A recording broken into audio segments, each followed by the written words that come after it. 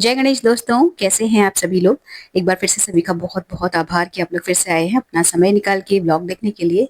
तो शुरू कर लेते हैं आज का वीडियो। ये 8 तारीख का व्लॉग है एक्चुअली फ्रेंड्स। और इस वक्त तक भी मैंने मतलब मेहंदी नहीं लगाई हुई थी। ये जिस दिन मैंने मेहंदी लगाई है हाथों में उसी शाम का है ये क्लिप। तो ये मैं बना रही हूँ दिवाली के लिए अपने मंदिर के लिए आसन, और जितने भी मूर्तियां पीतल की हैं उन सब के लिए वस्त्र जो है वो मैं सिल रही हूँ। और हर साल यही मेरा एक मतलब इसी वक्त मैं सिलती हूँ एक जोड़ी वस्त्र, और फिर साल भर मैं नहीं बनाती। तो इससे ये रहता है कि बहुत ज़्यादा ढेर भी नहीं लगता है कपड़ों का, क्योंकि चीज़ें बना लो, जोड़ लो, और उसके बाद फिर ना कहाँ रखो, इधर रखो उधर रखो वाली हिसाब, और फिर चीज ऐसी चीज़ों को ना फेंकना या डिस्कार्ड करना भी अच्छा नहीं लगता।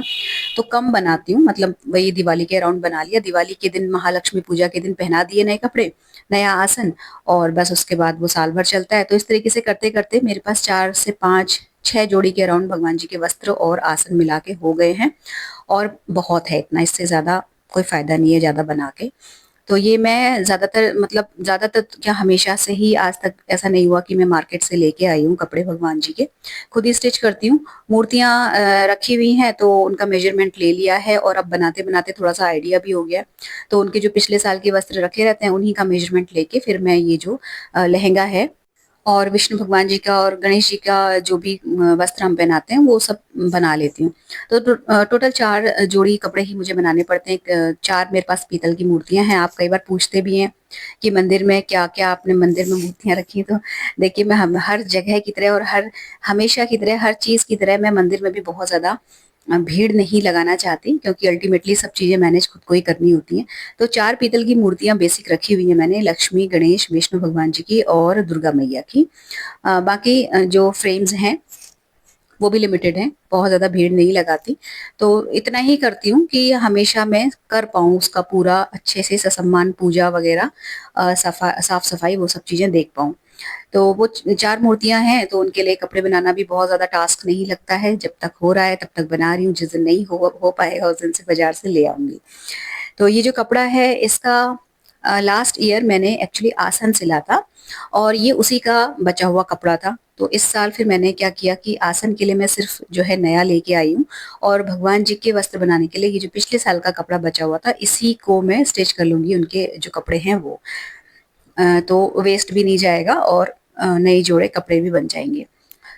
तो अगर आप भी सिलते हो, थोड़ा बहुत स्टिचिंग करना आता है और सिलना चाहते हैं भगवान जी के वस्त्र ना, तो ये जो लहंगा और विष्णु भगवान जी का और गणेश जी का जो भी वस्त्र मैं बना रही हूँ, उसकी विधि पूरी की पूरी जो है मेरे दूसरे चैनल पे मैंने अपलोड करी हुई है।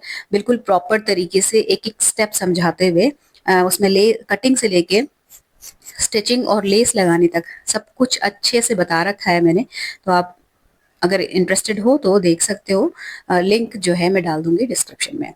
और अब ये जो आसन है ये मैं बिल्कुल फ्रेश लेके आई हूँ कपड़ा, और ये मुझे बहुत अच्छा लगा इस बार। मतलब अभी तक के जितने भी मैंने आसन स्टिच किए हैं, उनमें सबसे अच्छा जो क्वालिटी मुझे है इसकी लगी। इसमें ये पूरी जो है दबके की इसमें कढ़ाई है, सॉरी ज़री की, और मतलब रेशम का भी काम है। तो पूरे का पूरा कढ़ा हुआ, भरा हुआ है जाल इसमें, और बहुत अच्छा ये जो है लग रहा था।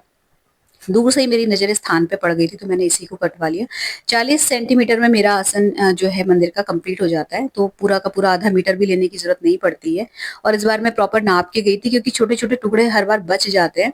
तो नापने के बाद भी एक टुकड़ा बच ही गया, क्योंकि अर्ज बहुत होता है इस तरीके के कपड़ों का, तो वो एक टुकड़ा फिर भी मेरे पास बचा हुआ है। तो देखेंगे नेक्स्ट ईयर कुछ करेंगे उसका। फिलहाल ये जो है कपड़े वगैरह सिलने के बाद फिर मैं और मेरी जो जेठानी है, हम लोग लंच सॉरी डिनर विनर का काम निपटा-नुपटू के फिर चले गए थे मेहंदी लगाने के लिए। और ये 8 तारीख का ब्लॉग है फ्रेंड्स। करवा चौथ जो था वो 10 को था। तो हमेशा हम लोग का यही रहता है कि हम करवा चौथ से 1 दिन पहले, यानी कि 10 का करवा चौथ था तो 9 को छोड़ के 8 तारीख को हमने मेहंदी लगा ली थी। कारण ये है कि एक तो देखिए भीड़ नहीं मिलती है, 1 दिन पहले चले जाओ। दूसरा, जो रेट्स जो आसमान छूते हैं मेहंदी के, करेक्ट 1 दिन पहले करवा चौथ से वो नहीं मिलते हैं। थोड़े से रेट जो होते हैं कम होते हैं, और भीड़ भी नहीं मिलती है, तो जो कारीगर है वो तरीके से मेहंदी लगा देता है। नहीं तो जितनी ज़्यादा भीड़ उतना ज़्यादा पैसा और उतनी ही बेकार मेहंदी लगती है हाथों में। तो इसीलिए हम लोग 1 दिन पहले ही चले जाते हैं। तो ये जब कपड़े मैंने स्टिच कर लिए, उसके बाद फिर मैं और मेरी जेठानी जो है वो मेहंदी लगाने के लिए चले गए थे। फिर नेक्स्ट डे मॉर्निंग का है ये 9 तारीख का क्लिप। तो उसमें आप लोगों के साथ में करवा चौथ से पहले ये जूड़े की विधि शेयर करना चाह रही थी, तो वो मैंने सुबह-सुबह उठते ही शूट करी और बाकी का जो ब्लॉग है वो इसी दिन का है, यानी कि 9 तारीख का है। तो ये जूड़ा जो है आप लोगों को बहुत पसंद आया था और अगर किसी ने ट्राई किया बनाने का तो ज़रूर बताइएगा कमेंट्स में। और बहुत ईज़ी है, बहुत ही ज़्यादा लाइट वेट है और सबसे ज़रूरी जो इसमें मेन बात ये है वो यही है कि एक तो देखिए वज़न नहीं पता चलता जूड़े का, दूसरा अननेसेसरी क्लिप्स या जूड़ा पिन्स बहुत ज़्यादा लगाने की नीड नहीं है इसमें। स्ट्रेचेबल ब्लैक कलर की 2 रबर बैंड्स चाहिए आपको सिंपली, उसके बाद ये जूड़ा बहुत ईज़िली बन जाता है। तो इसकी पूरी की पूरी विधि शेयर की मैंने। एक्चुअली क्या था कि मैं इसलिए भी थोड़ा-सा नहीं कर पा रही थी ना, क्योंकि पीछे से कैमरा पकड़ने के लिए चाहिए एक जना, क्योंकि आप ट्राइपॉड लगा के ना आइडिया थोड़ा-सा नहीं आता है कि पीछे कितना क्या दिख रहा है और उसमें थोड़ा-सा बन तो जाता उससे भी वीडियो ट्राइपॉड की हेल्प से, लेकिन दिक्कत हो जाती। तो इस वक़्त जो है मेरी बेटी खाली रहती है, तो उसके उससे मैंने पकड़ा उसको और मैंने कहा तू फटाफट से मुझे 5 मिनट के लिए मेरी एक वीडियो शूट कर दे। तो उसने वो करी और फिर मैंने तुरंत ये जो व्लॉग था पोस्ट कर दिया था। और उसके बाद जो है ये फिर मैं नेक्स्ट डे करवा चौथ की हमेशा जो भी कपड़े वगैरह हैं वो पहले दिन निकाल के रख लेती हूँ, क्योंकि करवा चौथ के दिन वैसे ही एनर्जी थोड़ी-सी लो रहती है। तो क्योंकि मॉर्निंग में चाहिए होता है एक जोड़ी कपड़ा मतलब सुबह उठ के पहनने के लिए। तो हम लोग सूट वगैरह नहीं पहनते हैं, मतलब आज तक तो नहीं पहना है कि हम कभी ऐसा करें कि रेड कलर का कोई सूट पहन ले या डार्क कलर का। हमेशा से ही साड़ी पहनी है, तो साड़ी निकाल ली एक मॉर्निंग के लिए और उसका पूरा सेट ब्लाउज पेटीकोट ये सब कुछ निकाल के रेडी कर लिया। और उसके बाद जो रात को पहननी है चंद्रमा को अर्घ्य देते समय जो हम करते हैं, वो भी सोच के मैंने रख ली और निकाल ली बेड बॉक्स से और साथ में निकाल लिया पिछौड़ा भी।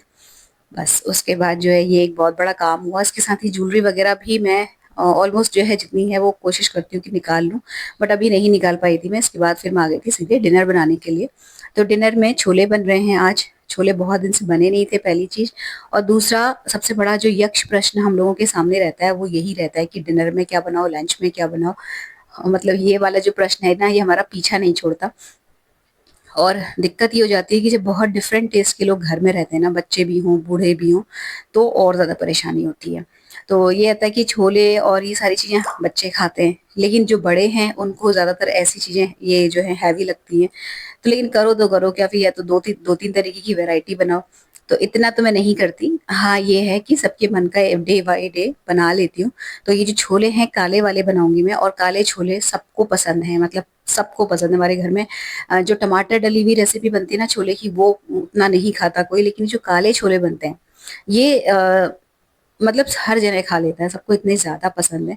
तो रेसिपी मैं आपको ऐसे ही मतलब ओरली बताती हूँ। तो ये एक कपड़ा लिया है मैंने कॉटन का, उसमें 1 चम्मच चाय पत्ती रखी, 2 छोटी इलायची, 5 से 6 लौंग और 1 बड़ी इलायची को और ये अपना 1 तेज पत्ता, इन सबको थोड़ा-सा कूट लिया, मतलब हल्का-सा उसको टुकड़े हो जाएँ उसके छोटे-छोटे, और कस के गाँठ लगा के इसको हम छोले में डाल देंगे प्रेशर कुकर में।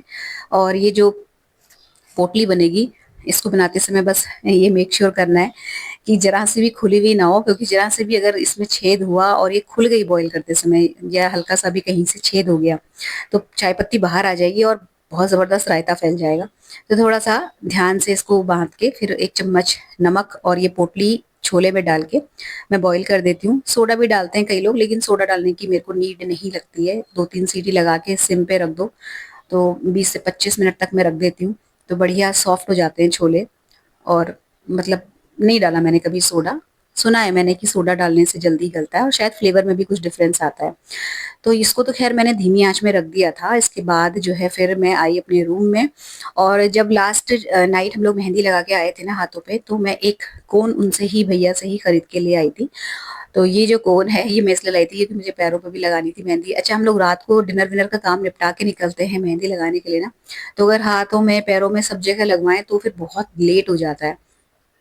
प्लस उस वक़्त जो इतनी, मतलब भले ही उतनी भीड़ नहीं रहती, लेकिन इतनी कम भीड़ भी नहीं रहती है कि वो अच्छे से हमको मेहंदी लगा लें या अच्छे से अटेंड कर पाएँ। तो मैं ज़्यादातर तो यही करती हूँ कि हाथों में लगवा लाती हूँ और कोन खरीद लाती हूँ और पैर में जो है वो खुद से लगा लेती हूँ। लेकिन इस बार जो है मेरी बेटी है तो उसने लगा दी मेरी मेहंदी, और उसने मेरे को बोला था कि आप मत लगाना। इस चक्कर में मुझे सीधे शाम हो गई, नहीं तो मैं शायद दोपहर में ही लगा लेती मेहंदी। तो वो नहाने चली गई थी, बहुत नहाने में घंटों लगा देते हैं बच्चे, तो इसलिए मैंने जो है छोले वगैरह बॉईल करने के लिए पहले ही रख दिए, और ये मेहंदी जो है पैरों में मेरी बेटी ने लगा दी दोनों पैरों में। तो आराम से मैं यहाँ पे बैठ गई और बैठे-बैठे मैंने अपनी जो नेल पेंट थी वो छुड़ा ली, जिससे कि नेक्स्ट डे के लिए नेल पेंट लगा पाऊँ। और जो इससे पहले एक नेल पेंट लगी थी उसका शेड आप लोग पूछ रहे थे ना, तो वो मैंने पहले भी ब्लॉग में बताया हुआ है और इसके भी वीडियो के डिस्क्रिप्शन में मैं कोशिश करूँगी कि मुझे शेड नंबर याद रहा या मतलब याद तो है, अगर मिल गया तो मैं डाल दूँगी, आप देख लीजिएगा। अच्छा शेड है वो भी और ले सकते हैं आप बहुत ईज़िली। अच्छा, इसके बाद जो मेहंदी लगा ली पैरों में, देन फिर मैं आ गई थी किचन में, तो प्रेशर रिलीज़ हो गया। तो 3 से 4 चम्मच देसी घी कढ़ाई में लिया मैंने, ज़ीरा और हींग का चटका लिया और उसके बाद 2 तेज पत्ते डाले। उसमें जो बॉयल किए हुए छोले थे वो डाल दिए और इनको अच्छे अच्छे से हल्के-हल्के हाथ से मैश कर दिया, बहुत बढ़िया से गल जाते हैं ये। और जो पोटली थी उसको भी कस के निचोड़ के मैंने, जो नींबू जिससे निचोड़ते हैं ना, उसी के अंदर पोटली रखी उसी से मैंने कस के निचोड़ दिया, क्योंकि बहुत गर्म थी तो हाथ से उतना बढ़िया से नहीं निचुड़ती, जिससे कि उसके अंदर जो भी स्पाइसेस थी उनका फ्लेवर अच्छे से आ जाए और खुशबू भी आ जाए और कलर भी आ जाए। फिर मैंने उस पोटली को फेंक दिया और बस ये छोले जो है इनको कढ़ाई में डाल के पानी हिसाब से डाल के इसमें जाएगा, नमक तो डाल ही दिया था बॉईल करते समय, बस जो कुटी हुई लाल मिर्च होती है वो जाएगी, धनिया पाउडर 2 चम्मच के अराउंड मैंने इसमें डाला और घर का पिसा हुआ गरम मसाला है मेरे पास, वो मैंने आधी चम्मच के अराउंड इसमें डाला। इसके अलावा इसमें थोड़ी-सी हींग मैं ऊपर से भी डालती हूँ, तो उसका फ्लेवर थोड़ा-सा अलग-सा आ जाता है। मतलब छौंकने में तो डाली ही है हींग, ऊपर से भी हल्की-सी हींग डालेंगे, तो हींग की खुशबू और ज़्यादा उभर के आती है। और लास्ट में जब ये अच्छे से कुक हो जाएगा, लास्ट में क्या अभी भी डाल सकते हैं क्योंकि कुक है ही ये, मतलब थोड़ा-सा एक उबाल देना है 2-3 मिनट के लिए। तो अमचूर पाउडर इसमें लास्ट में ऐड करना है। बस ये जो छोले हैं बन जाते हैं और जितनी ईज़ी और जितनी सिंपल ये दिखने में रेसिपी है, आप यकीन नहीं मानेंगे, लहसुन प्याज वाले छोलों को माफ़ करता है ये वाली जो रेसिपी है, इतने ज़्यादा यम्मी होते हैं। मतलब इवन मैं तो लहसुन प्याज वाले छोले भी पहले बनाती थी ना, तो वो जब बनाओ तो हमेशा बच्चों का और बड़ों का यही रहता है कि नहीं वही वाले बनाओ। तो ये वाले जो छोले हैं ना, बहुत ही अच्छा-सा फ्लेवर, बहुत ही मतलब वो गरम मसालों जो हमने पोटली में बाँधे थे ना, उसका जो फ्लेवर छूटता है ना धीमी आँच में, आप 15-20 मिनट के लिए जब छोलों को रखते हैं पकने के लिए, तो वो हल्के-हल्के, हल्के-हल्के रस छोड़ते हैं अपना, तो बहुत ही अच्छा-सा फ्लेवर आ जाता है। और अगर आपने नहीं बनाया ना तो ज़रूर बनाइएगा। बाद में मैंने इसमें कुटी हुई अदरक, मतलब सॉरी, जो ग्रेट करी हुई अदरक है वो डाल दी। और यहाँ पे वैसे अदरक के लच्छे काट के तड़का लगा सकते हो आप, लेकिन वो बड़े-बड़े टुकड़े जो हैं अदरक के मेरी बेटी नहीं खाती, तो मैं इस तरीके से लास्ट में ऐड कर देती हूँ, तो इसकी भी बहुत अच्छी-सी खुशबू आ जाती है और वो भी हो जाता है, डाइजेशन के लिए भी ईज़ी हो जाता है।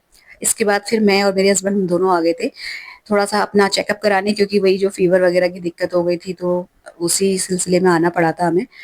तो वहाँ से हमने चेकअप कराया और उसके बाद हम आ गए थे मार्केट। और मार्केट आए हैं हम जलेबी और इमरती लेने के लिए, क्योंकि पता नहीं आप लोगों के शहर में है या नहीं ये सिस्टम, हमारे यहाँ बरेली में ये चलता है कि करवा चौथ से 1 दिन पहले रात को जलेबी और इमरती खाई जाती है। इससे नेक्स्ट डे कहते हैं कि प्यास नहीं लगती। अब इसमें पता नहीं कितनी सच्चाई है ये तो नहीं पता, लेकिन वो शुरुआत से खाते आ रहे हैं ना जलेबी और इमरती, तो अपना तो हम लोग कम ही खाते हैं जिनका व्रत है। बाकी के घर के लोग हैं, वो ज़रूर याद करते हैं कि भई जलेबी नहीं लाए इस बार, इमरती नहीं लाए। 4-5 गोलगप्पे भी मेरे हस्बैंड ने खाए यहाँ पे, मैंने तो नहीं खाए क्योंकि मेरे गले में अभी भी हल्का-हल्का दर्द था। मैं बस खड़े होके वीडियो बना रही थी, जिससे कि आपको बरेली की बाज़ार दिखा पाऊँ मैं यहाँ पे। तो फिलहाल ये व्लॉग यहीं पर समाप्त होता है। अच्छा लगा हो तो वीडियो को लाइक, शेयर ज़रूर कीजिएगा। चैनल सब्सक्राइब कर लीजिएगा, बेल आइकन हिट कर लीजिएगा। मिलते हैं नेक्स्ट इंटरेस्टिंग से वीडियो में। Till then take care, stay healthy, happy and positive.